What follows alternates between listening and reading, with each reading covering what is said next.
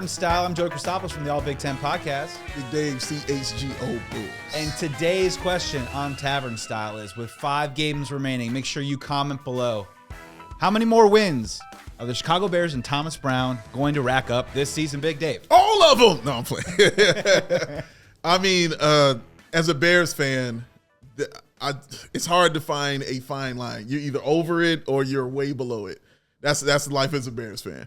So I'm gonna try to be in the middle. I'm gonna say 3-2. I'm gonna say 3-2 because my Bear fandom is saying 4-1, but I'm gonna say 3-2. I think that's a logical goal that this team can attain because of the games that we've watched them lose. I haven't seen it be the true fault of the players towards the end. I can point it directly to what was going on. Somewhere else? On that sideline, that away. The guy leaving town? That away. The guy on the bus? Yeah, the guy in out the of van, town? in the dark, unmarked van with no seats that I threw out of here. Get out of my town. So, yeah, I'm going to say 3-2. I think they will be much more competent at the coaching position.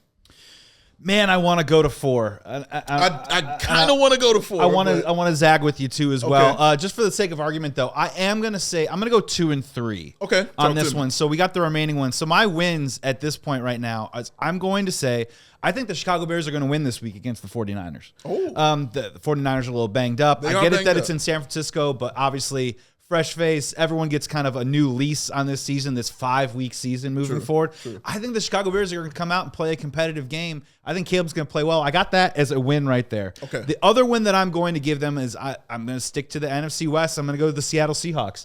The only thing that is holding me back is I would like to think that they're going to compete against the Minnesota Vikings, the Detroit Lions, and the Green Bay Packers because we just saw them do that. Yeah.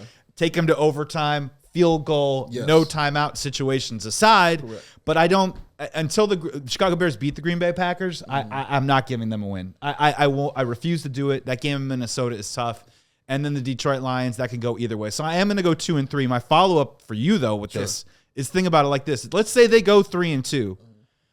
Of course, the manner of how it goes about is going to be really important. But just 3-2, does that give Thomas Brown perhaps a leg up to become the permanent head coach? I don't know how much of a leg up. Enough? I don't know how much of a leg up it gives him, but it's definitely something you have to look at that's on your resume, and that's clear. I took this team and did something that the previous head coach could not do. I actually won games, and even if they win this game on Sunday against the 49ers, it will be the first game that the Bears have won on the road on a Sunday since Eberflus has been here. So he's already won that part. So there are so many things that he can say and cheer up and say, look, I did way better than this guy when he was here. I elevated us a little bit more. There's a little more fire to us when we're out here playing. But the bottom line will be simply for me, what does Caleb think? What does Caleb want? If I see he and Caleb have something together, then you have to take it into consideration. But if Caleb is still like playing well, but still like, maybe, kind of, sort of, then you can go ahead and say, well, we're going to be looking for a new coach. I think the body language will tell it.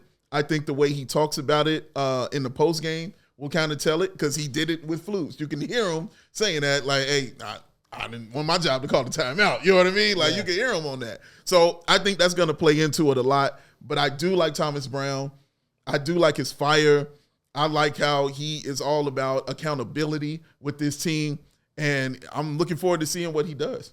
It's going to be incredibly interesting and complicated. And the reason why we brought this up is because guess what? Whatever their record is over the next 5 games, we're going to be talking about that record in reference to Thomas Brown well into the time that they hire whoever the next head coach is. Correct. And if it is Thomas Brown. Correct. So this is really a crucial time. And I honestly, there's 2 things I'm trying to keep in my mind at the same time. One, Thomas Brown is walking into a situation where the bar is incredibly low. Yeah. I mean, right? I mean, look, if he just handles his timeouts, if he wins a challenge, it'll be the first challenge that we've won in an extremely long time. So I'm not asking for much here. So maybe it isn't so much about the wins and losses with me, but again, the operation, the competency. Can he bring the competency that he brought back to the offense to the entire football team? And I think the most important one of all is, are these guys going to play for him? Yes. And what do these games look like? What if they go 3-2 and then they get trucked by Green Bay in the last week. What does that say? If they go 2-3, but they're incredibly competitive, and because the Lions are just maybe a little bit better and a little more talented than them right now, which they are, you can still earn points if you're Thomas Brown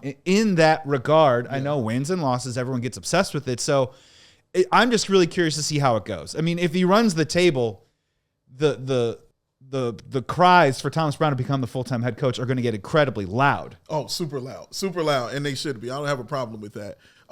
But yeah, like they did enough to put themselves in position to get these victories. If during this tenure we see a kind of fall off from that, then you're answering your questions right there. Because again, they did enough to get themselves there. Caleb did enough, and even through all the what was going on during the game and all that stuff, they always put themselves in a position to win the game. So now we're looking to see, can you call more competent plays out here that make a little bit more sense? Can you win these challenges like you stated before? What's it going to look like at the end of game where everybody know what's going on the field? Yes. Like the communication, will that be good? Because those things are vitally important because they're vitally important to Caleb. He has shown it. I need to know what's going on. Please let me know. I will execute it properly. So that is what's going to be on the shoulders of Thomas Brown. I think he can handle it.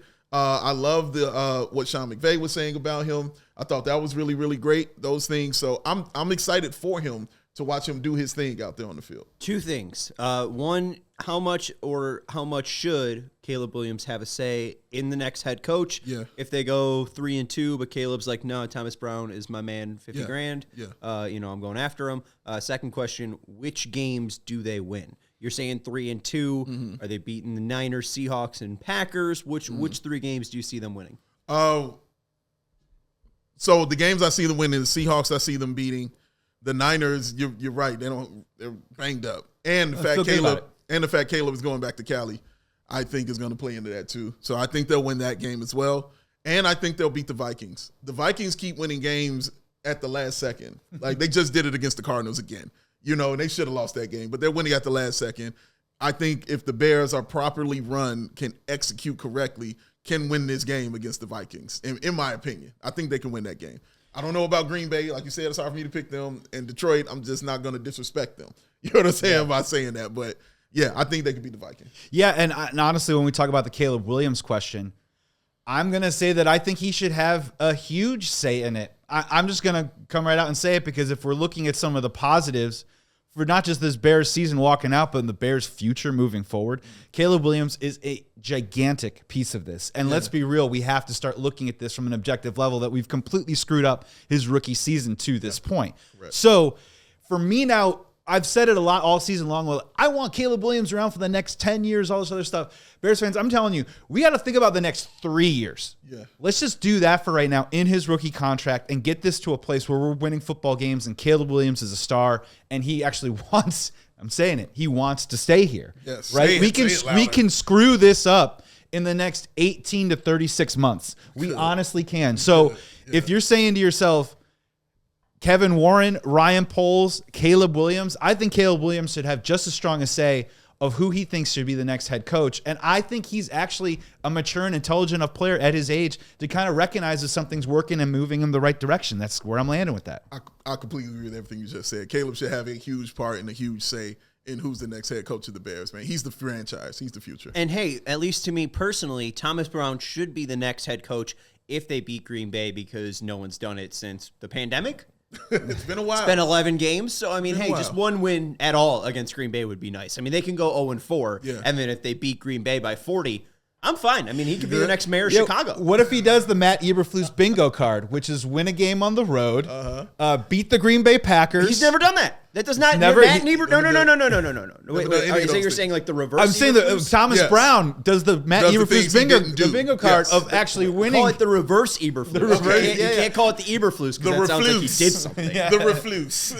The reflus is win a road game against a division rival, beat Green Bay Packers, win a challenge, execute a great 2-minute drive to the end, and use timeouts that you have. That you have. And have an intelligent press conference. Yeah. Do that too. That'll do it for this week's episode of Tavern Style. I'm Joey Christopolous of the All Big Ten Podcast. Big Dave, CHGO Bulls. We will see you next Monday. We all silly like the mayor.